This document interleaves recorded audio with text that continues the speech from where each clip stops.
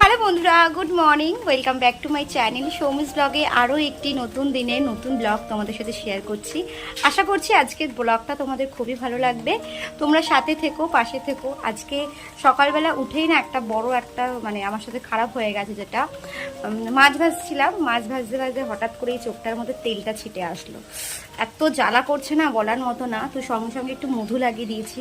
শুনেছি নাকি কোনো জায়গায় তেল ছিটলে বা পুড়ে গেলে যদি একটু মধু দিয়ে দাও না, তাহলে সেই জায়গাটা ফোস্কা পড়ে না। তো একদম চোখের ওপরে তো একদম নরম চামড়া, জাস্ট জ্বলে যাচ্ছে আমার। আর ওদিকে রিহু একটু মা নিয়েছে রিহুকে, আমি এদিকে ঝটপট করে রান্নাটা সেরে নিই। তো চলো, তোমাদের সঙ্গে আজকে অনেক ভালো একটা ব্লগ আসতে চলছে। তোমরা ভিডিওটা দেখতে থাকো, কেউ কিন্তু স্কিপ করো না। আজকে বানাবো মায়ের হাতের মতো বটবটি বাটার রেসিপি। দেখো, বটবটি তো আমরা অনেক লোকেই খেয়েছি, কিন্তু বটবটির বাটা কজন খেয়েছি? আমি বেশিরভাগই বাটাবাটি একটু শ্বশুরবাড়িতে এসেই খাওয়া শিখেছি। আর এই রান্নাটা আমার মা আগে খুব করতো, আমার ভীষণ ভালো লাগে। আগে আমি এই রান্নাটা দেখলেই কিন্তু নাক শিক্ষাটা আমি এই জিনিসটা দেখি, বাট এখন কিন্তু আমি এই জিনিসটা ভীষণ পছন্দ করি। ওই যে বলে না, সময়ের সাথে সাথে পরিবর্তন হয়, যেটা আমি আমার নিজেকে দিয়ে বুঝেছি।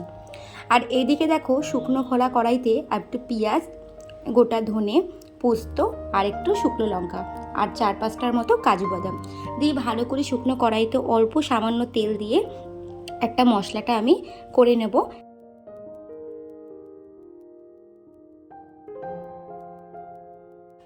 আজকে তোমাদের দাদাভাই বেরিয়ে যাওয়ার পরে আমি একদম আর সময় পাইনি। ব্রেকফাস্টটা আজকে শুধু একটা কেকই করেছিলাম। যাই হোক, রান্না করতে করতে কিন্তু আজকে আমি আমার ব্রেকফাস্টটা সেরে নিলাম। ওদিকে তেল গরম হয়ে গেছে, মশলা দিয়ে দেখো, মশলাটা কিন্তু কষাবো। একদম অল্প পরিমাণে জাস্ট জল দিতে হবে। মশলা থেকে তেল ছেড়ে দেওয়ার পরেই শিল ধোয়া যে জলটা ছিল, সেই মশলা ধোয়া জলটা দিয়ে দিচ্ছি। আর কোনো এক্সট্রা করে কিন্তু জল দিলে হবে না। তো এবার ভেজে রাখা মাছগুলো আমি এতে এক এক করে দিয়ে দেবো। এর মধ্যে নুন, হলুদ, একটুখানি সামান্য কাশ্মীরি রেড চিলি পাউডার আর সামান্য একটু চিনি দিয়েছিলাম। দিয়ে ভালো করে কিন্তু আমি মশলাটা করে নেব। আলাদা করে কোনো জিরে গুঁড়ো কিছু দিতে হবে না, জাস্ট সিম্পল। তো এদিকে দেখো, মাছগুলো দিয়ে আমি জাস্ট এপিট ওপিট করে সুন্দর করে মাছগুলোকে জাস্ট এপিট ওপিট করে দিলাম। এতে করে মাছের মধ্যে মশলাটা ঢুকে যাবে। দিয়ে মিনিট 5 মতো ফোটাতে হবে, তারপরেই নামিয়ে দেবো। তো এদিকে দেখো, রেডি হয়ে গেছে আমার গরম গরম মাছের কোরমা। জাস্ট দুর্দান্ত খেতে লাগে। একবার তোমরা বানিয়ে আমাকে বলো কেমন হয়েছে। আর এদিকে দেখো, চিমটা বাটতে হবে, মিক্সিতেই করে নেবো, কারণ হাতে আর সময় নেই। আর এই বোতলগুলো বের করেছিলাম, অনেক দিন ধরে বোতলগুলো মাজা হয় না। রান্না বান্না কমপ্লিট। এখন একটু জিলেপি খাচ্ছি। কালকে মেলা দিয়ে এনেছিলাম, তো কালকে আর খাওয়া হয়নি। লোকে সবাই গরম গরম জিলেপি খায়, আমি ঠান্ডা জিলেপি খাই। যাই হোক, কাজকর্ম করে নিয়েছি। আর কিছু বোতল আছে, সেগুলো আজকে ভেবেছিলাম আজকে ধুবোই, কারণ অনেক দিন হয়ে গেছে না, বোতলগুলো ধোয়া হয় না। আর বোতলে বেশি দিন না ধুলে না একটা গন্ধ টাইপের বেরোয়, বিশেষ করে বর্ষাকালে। দুপুরের খাওয়া দাওয়া করে রিহুকে ঘুম পাড়িয়ে আমি একটু ঘুমিয়েছিলাম। তারপর একটা জোরদার ঘুম দিয়ে মা আসলো, রিহুকে নিয়ে একটু মেলায় যাবে। একদম যেহেতু বাড়ির সামনে মেলা, আর রিহুকে নিয়ে মা যায়নি, তো আজকে রিহুকে নিয়ে মা মেলায় গেছে। তো ভাবলো তুইও চ। তো আমিও চলে এসেছি ওর জন্য। আসলাম একটু পাড়ার মেলাতে। আজকে অনেক দিন পর আসলাম মেলাতে। আবার দেখি, রিহুকে নিয়ে একটু এসছে, মাও এসছে। একটু বিকেলবেলা বাচ্চাদের নিয়ে আসলে কি একটু তাড়াতাড়ি করে হয়ে যায় সব কিছু।